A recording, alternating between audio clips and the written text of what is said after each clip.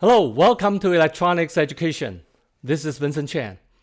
Today we are going to start a new series around the subject of feedback, which I believe trouble a lot of students and engineers. When I was a student, I really didn't have a good understanding on how to solve a feedback and also some of the key concept that was missing.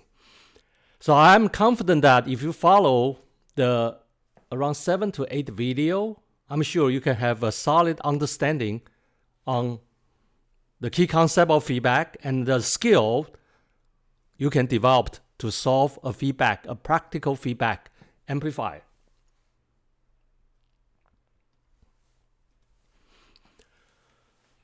Lecture number 1, feedback structure. Let's start with the ideal feedback structure.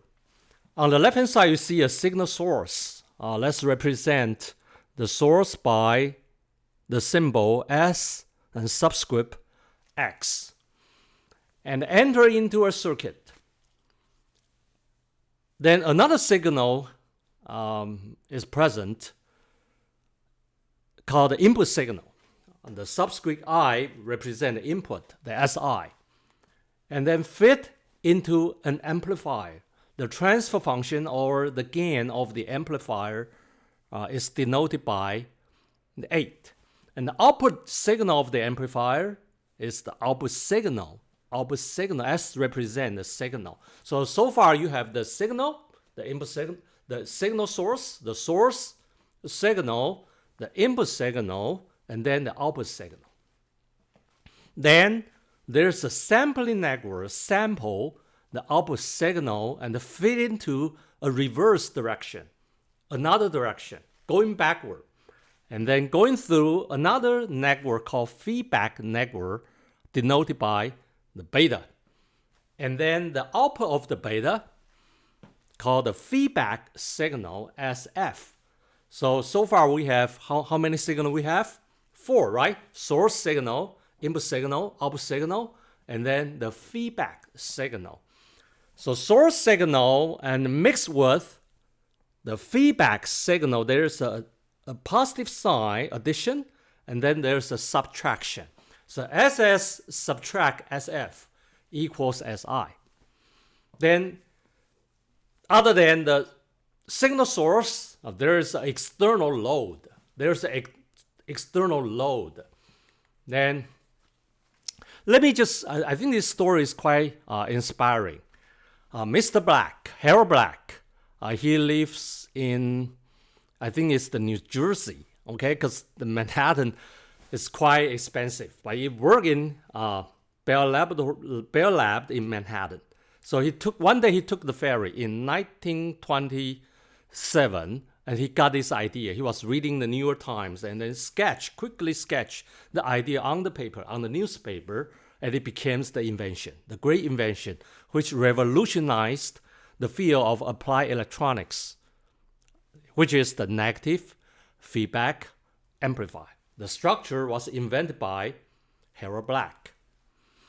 Ideal feedback structure. So the A is the open loop gain. It's output signal divided by the input signal. So output signal, SO divided by SI equals A, open loop gain. And the beta, XO times beta equals SF. So beta is defined as SF divided by SO, feedback factor. And I talked about this earlier. So SI equals SS minus SF. And then you combine the 3 equations, then you can get this result. Hold on. So the closed loop gain, the SO divided by SS, the output signal divided by the source signal, then you do the algebra, and you can get this result. This is the relation describing the relationship between the open loop gain A and the closed loop gain AF. The open loop gain A and the closed loop gain AF. So the difference is the open loop gain divided by what we call the amount of feedback. What we call the amount of feedback, the 1 plus A beta. So far you have open loop gain, we got the open loop gain, and then closed loop gain. The third gain is called loop gain. It's called loop gain. The loop, within the loop, there's A times beta. This is the loop gain.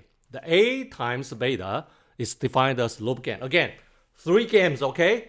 Open loop gain, closed loop gain, and the loop gain. Open loop gain A, closed loop gain AF, and the loop gain. And the polarity of the loop gain defines the polarity, the nature, the essence of the feedback. If A beta is positive, if A times beta is positive, then it belongs to a negative feedback. But if A times beta, loop gain is less than 0, and then the feedback becomes the positive. I know this is kind of confusing, okay? Let me explain this way. If A times beta is positive, then the negative sign at the input terminal, the negative sign on the left-hand side, you see a negative sign there. If A beta is positive, then the negative sign emerge, represent the nature, the essence of the whole feedback, negative feedback. But if there's a hidden minus sign, there's a negative sign embedded inside the loop, then the negative times negative combined with the external negative, the outside negative, and then goes to the positive. The feedback becomes the positive. All right? So the closed loop gain have this on the left-hand side. But in many cases, then you will see this kind of cases in the future. The A beta is much greater than 1, especially it's true for a feedback built around the operational amplifier, has a huge open loop gain. Huge open loop gain. So in many cases, if A beta, the loop gain is greater than 0, that means what? Means that look at the denominator. The 1 in the denominator is negligible. Then the A got canceled out. So the closed loop gain is approximately equal to the inverse of the feedback factor. This becomes very, very interesting. Why? Which means the closed loop gain of the amplifier is almost solely depending on the feedback factor. It's almost kind of independent with the amplifier. For example, if the signal suffer, let me tell you what's the upside of this. Let's say if the signal suffers nonlinearity within the amplifier, then with the feedback, it seems the whole structure, the whole feedback structure is kind of independent with the one that caused trouble. All right? And if the beta is composed from a linear resistor, a linear network, then it can greatly improve the linearity of the circuit. All right? You can eliminate, reduce the non-linearity of the system. This is also the upside, the advantage of the feedback. Ideal feedback structure. The relationship between open loop gain and the closed loop gain. Now here comes a very important part of this lecture. Fundamental assumption.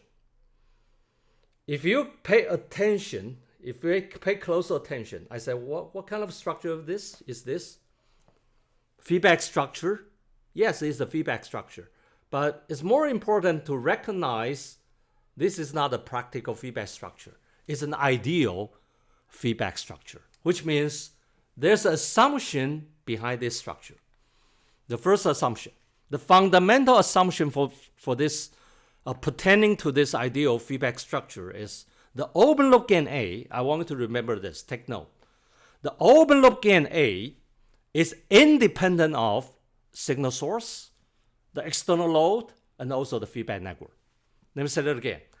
The open loop gain A is independent of the signal source and the load and the feedback network. Do you think if this is not practical, right? This is ideal. You just picture this in your mind. If you add more load, that means what? The A remains the same. It's an assumption, all right? In reality, if we increase the load, think about this, if it's the VO output voltage divided by output input voltage, then have you heard the term called loading effect? It will surely change the value of A. But within our previous description and analysis, we ignore this. So there's assumption embedded within the ideal structure. And we will tackle this later. All right? So at this point, you just remember the fundamental assumption number one. Open loop gain A is independent of signal source, load, and feedback network. Number two, A is unidirectional. Beta is also unidirectional. A goes this direction, unilateral, and also beta goes this direction, unilateral. So unilateral is also an assumption embedded in this ideal feedback structure. We've come to the end of this lecture. Let me give you a first takeaway. The relationship between open loop gain and the closed loop gain. Number two fundamental assumptions associated with this ideal feedback structure. Number one, A is independent of signal source, load, and also beta network. Number two, unilateral A, unilateral beta. This is the end of this lecture. Thanks for watching.